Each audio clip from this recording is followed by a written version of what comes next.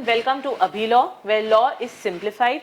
This is Advocate Shama Patnigere, and today we'll be starting a new series on the law for protection of women's rights.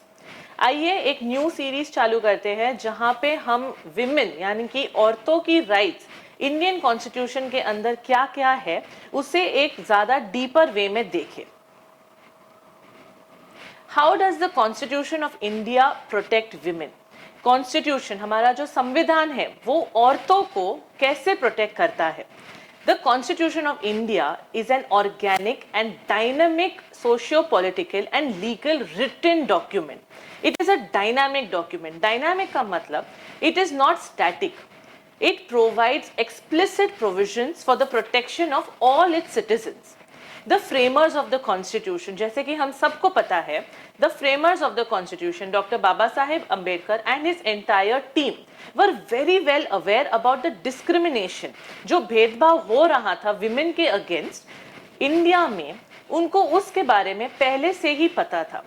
Keeping that in mind, the framers of the Constitution have protected women's rights in certain express ways. Now, it is important to note that discrimination in any form disempowers and affects human capabilities. इसका मतलब ये है कि भेदभाव किसी भी form में एक ह्यूमन इंसान के कैपेबिलिटीज को अफेक्ट करता है और जो उनका फुल पोटेंशियल है उसके ऊपर एक नेगेटिव इम्पैक्ट आ जाता है. इसको मद्देनजर रखते हुए कॉन्स्टिट्यूशन ने सर्टेन प्रोविजंस एक्सप्रेसली लिखे गए हैं for upliftment of women to completely prohibit the unequal treatment.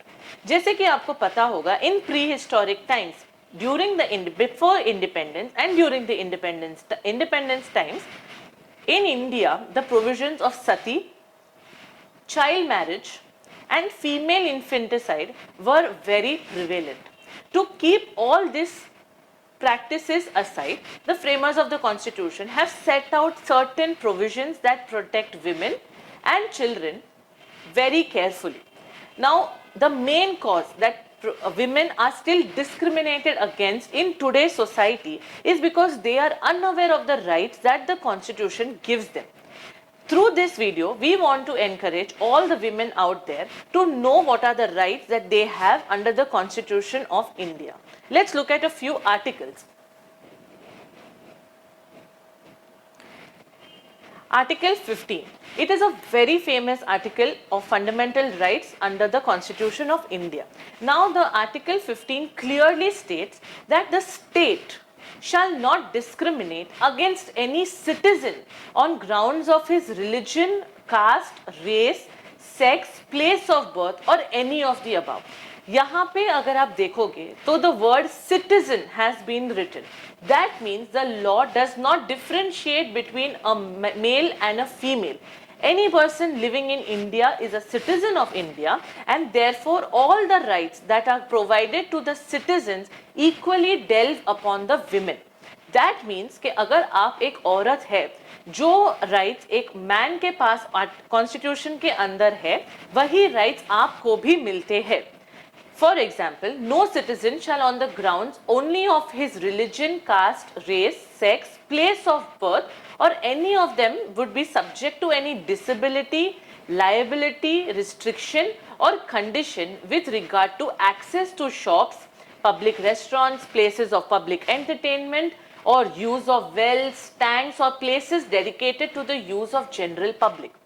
इसका मतलब ये हुआ कि if there is a public place that has been opened for the enjoyment or for the use of general public, women have an equal right to access these places, not only access them but also use them for their benefit. The article ends by saying that nothing in this article shall prevent the state from making any special provision for women and children. That means the Constitution of India has given special powers to the state to make laws for women and children to ensure that they are protected. Let's look at Article 16. Article 16 under the Constitution of India says that there shall be equality of opportunity for all citizens. Again, remember the word citizen has been mentioned in the constitution. That means male and female are both equally provided for under this article.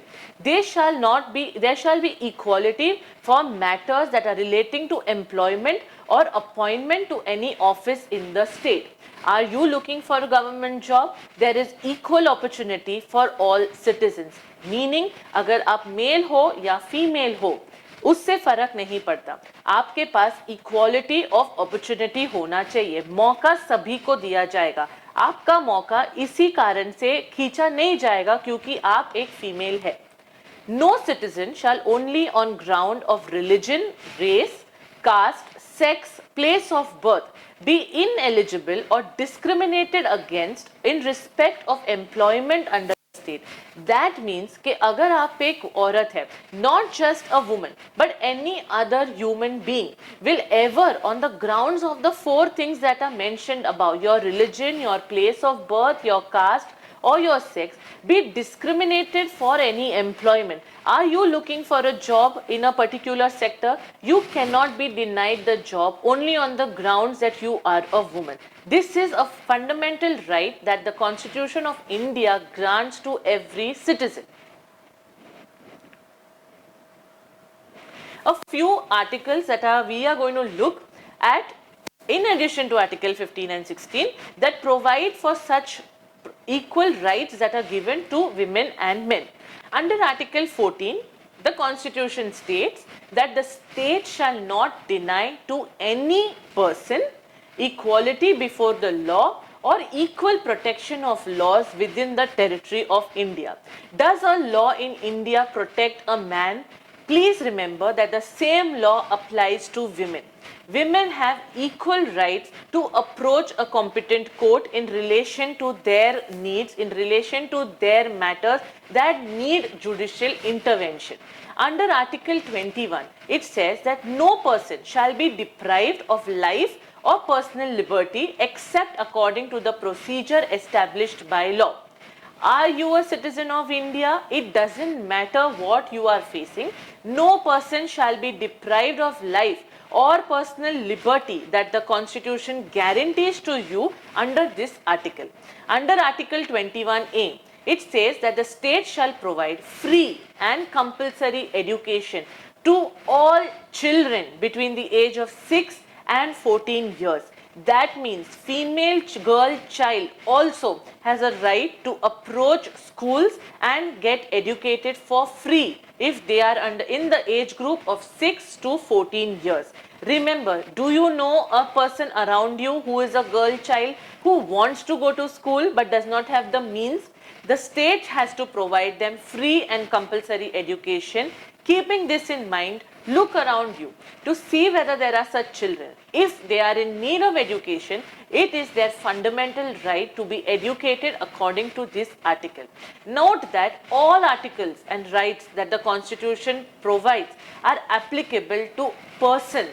This means that every right that the Constitution gives is acceptable to women equally. In addition to fundamental rights, the Constitution also has directive principles of state policy. Let us look at a few provisions relating to women that the directive principles of state policy enlist.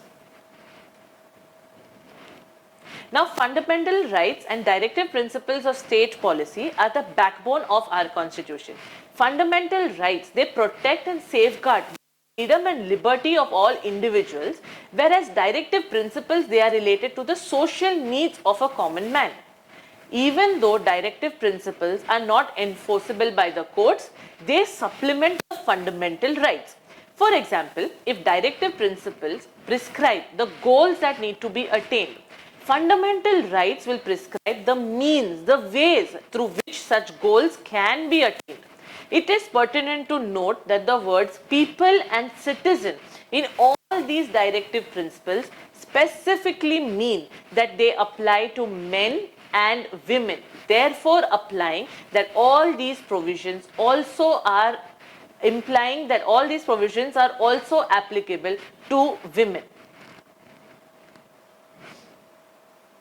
Under Article 39 of the Constitution, the state shall in particular direct its policy towards securing that the citizens, meaning men and women equally, have a right to an adequate livelihood.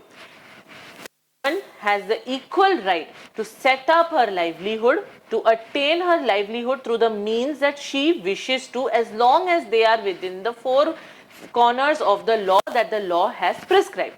That there is equality of pay for equal work for both men and women. What does equality of pay mean? It means that are you a woman working in the same capacity as a man in an organization? You have the right to be equally compensated for the work that you have been providing.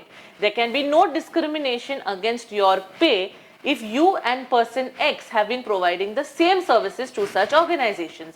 This is what the directive principle of state policy under Article 39 of the Constitution sets down. That the health and strength of workers, again here the word workers has been used, meaning both men and women are not abused, that they are not forced by economic diversities to enter into work not suited for their age or strength. Under Article 42, the state shall make provision for securing just and human conditions for work and also for maternity relief for women. Under Article 45 again, the state shall endeavour to provide free education to all children, boys and girls, free education until they complete the age of 14 years. Now, let's look at a few provisions that we have for women reservation in panchayats and municipalities, right from the panchayat level to municipal councils and municipal corporations. Reservation for women in panchayat. Article 243D of the Constitution of India provides that in every panchayat, seats shall be reserved for people belonging to scheduled castes and scheduled tribes. It is important to note that out of the total number of seats such reserved, not less than 1/3 of the seat shall be for women who belong to such scheduled castes and scheduled tribes. Let's understand what this means. If there are 90 seats in a panchayat and 50 have been reserved for scheduled castes and scheduled tribes, 1/3 out of this 50 shall be reserved for women belonging to these scheduled castes and scheduled tribes. Now, out of the total number of seats that have to be filled by direct election, not less than 1/3 of these seats, including the seats that are reserved for women from scheduled castes and scheduled tribes, shall be reserved for women. Difficult to understand. Let's look at it with a few numbers. Again, if there are 90 seats in a panchayat, 1/3 meaning 30 seats, which shall include the reservation for women from scheduled castes and scheduled tribes, shall be reserved for women. Not less than 1/3 of the total number of offices, that meaning the number of positions, the number of posts in a panchayat where chairpersons are elected, shall be reserved for women at every level. That means even not just reservation for women in the panchayat, but also for women to hold offices in the panchayat as being chairpersons have been reserved for women. Now, the same thing has been provided for in Article 243T of the Constitution, where women have the same amount of reservation in every municipality. That meaning every municipality seat shall be reserved for people belonging to scheduled castes and scheduled tribes. Out of the total number of such reserved seats, not less than 1/3 of the seats shall belong to these women belonging to scheduled castes and scheduled tribes. Again, let's look at an example. If there are 90 seats in a municipality and if 40 are now reserved for scheduled castes and scheduled tribes, 1/3 of these seats, that means amounting to around 13 seats from these, shall be reserved for women. Now let's look at the entire municipality seats again. The 90 seats, from them 1/3, that means 30 seats shall be reserved for women. So 13 of the seats from the scheduled castes and scheduled tribes, women, and the remaining 17 from the other categories, making it a total of 30, shall be reserved for women in every municipality. Again, not less than 1/3 of the total number of offices of chairpersons in the municipality at each level shall be reserved for women. Fundamental duties. The Constitution of India lays down certain fundamental duties of citizens towards the state and towards each other. Now, Part 4A, which consisted of only one article, 51A, was newly added to the Constitution of India by the 42nd Amendment in 1976. ये article पहले बार एक special code refer करता है of 10 fundamental duties of citizens towards the states. इसमें से article 51AE is related to women. Let's have a look at what it says. It says that to promote harmony and the spirit of common brotherhood amongst all the people of India, transcending, that means going through religious, linguistic and regional or sectional diversities, to renounce the practices that are derogatory to the dignity of women. Therefore, it means that it is a fundamental duty of every citizen to renounce any practice that derogates, that belittles the dignity of a woman. Keeping this in mind, we end today's class here. This is how the Constitution of India protects women. Going forth, we are going to look at a few more provisions in the laws relating to women. We are going to start with matrimonial laws. Stay tuned at ABHI Law for more videos coming soon. Thank you.